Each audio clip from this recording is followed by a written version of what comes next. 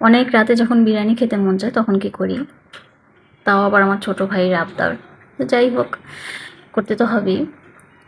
ঘরে অনেক কিছু ছিল না, তারপরও যেভাবে পেরেছি আলহামদুলিল্লাহ খুবই ভালো হয়েছে। আসসালামু আলাইকুম, সবাই কেমন আছেন? আশা করছি সবাই ভালো আছেন। জোনাকি ফুটে সবাইকে স্বাগত।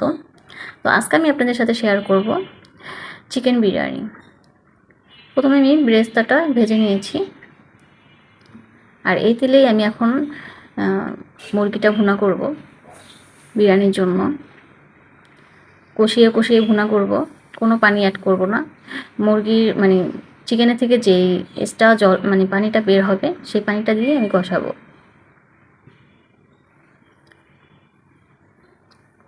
পেঁয়াজটা হালকা ভাজা হয়ে গেলে দিয়ে দিলাম আমি লবণ পরিমাণ মতো, আর দেখতেই পাচ্ছেন কী কী দিয়েছি। এরপর আমি দিয়ে দিলাম আদা রসুন বাটা মিক্স করা যেটা। এখন আমি ভালোভাবে নেড়ে চেড়ে এটাকে একটু কষাবো।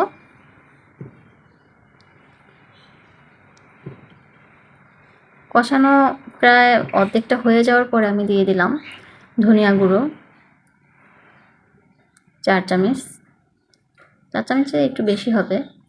এরপরে দিয়ে দিলাম কালো গোলমরিচ গুঁড়ো, যেহেতু আমার ভাই আস্তটা খেতে পারে না, এই জন্য গুঁড়াটাই বেশি ইউজ করা হয়। এরপরে এগুলো ভালোভাবে মিক্স করে ভালোভাবে কষাবো। পানি অ্যাড করলাম কষানোর জন্য। এবারে পানিটা শুকিয়ে যখন উপরে তেল চলে আসবে তখন দিয়ে দিলাম একটু কাঁচা মরিচ, গুঁড়ো মরিচ, শুকনো মরিচের গুঁড়ো।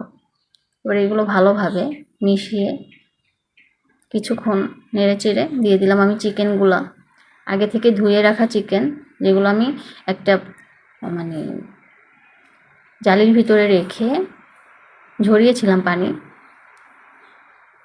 এভাবে যে এক্সট্রা পানিটা থাকে সেটা ঝরে যায়, রক্তের পানিটা। এরপর আমি ভালোভাবে চিকেনগুলো নেড়ে চেড়ে ঢেকে দেব।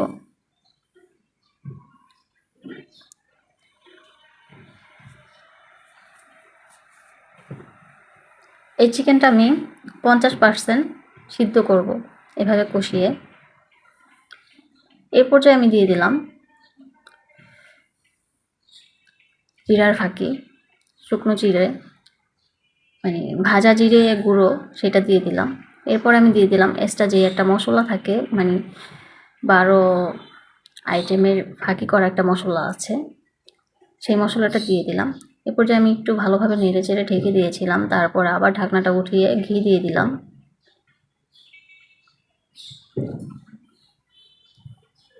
%50 সিদ্ধ হয়ে গেছে, এবার আমি এটাকে নামিয়ে নিব।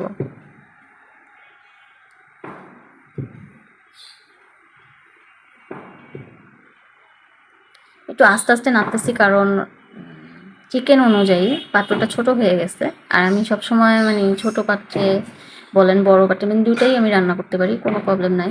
তবে রিল্যাক্স একটু রান্না করলেই হবে। এখন আমি বসিয়ে দেব বড় পাত্রটা, যেটাতে আমি পুরো বিরিয়ানিটা রান্না করব, চিকেন বিরিয়ানিটা। তো এই পর্যায়ে আমি কিছুটা পেঁয়াজ অ্যাড করলাম তেলের ভিতরে, এবং আস্ত মশলাগুলো যেমন তেজপাতা, দারচিনি, এলাচ, লং এসব অ্যাড করে একটু আদা রসুন বাটা দিয়ে ভালোভাবে নেড়ে চেড়ে এটাকে একটু হালকা কষাবো। কষিয়ে আমি এ পর্যায়ে দিয়ে দিলাম পোলাও চালটা, আগে থেকে ভিজিয়ে রেখেছিলাম পোলাও চালটা আমি ধুয়ে, এরপরে হচ্ছে ঝরিয়ে রেখেছিলাম একটা জালিতে।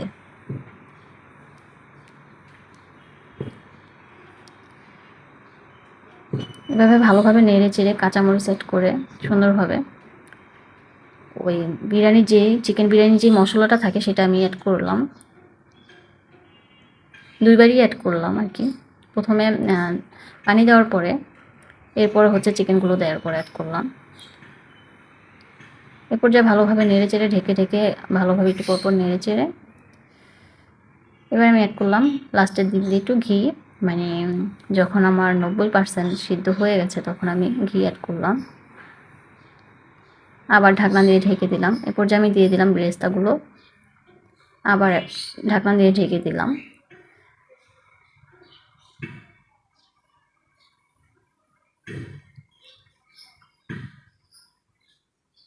দেখতে পাচ্ছেন চিকেন বিরিয়ানিটা কত সুন্দর ঝরঝরা হয়েছে। আলহামদুলিল্লাহ, রান্না ডান। দেখেন, একটা আর একটা গায়ে লেগে থাকেনি। রান্নাটা এই পর্যন্ত। সবাই ভালো থাকবেন। কেমন হয়েছে কমেন্টে জানাবেন। আল্লাহ হাফেজ। আসসালামু আলাইকুম।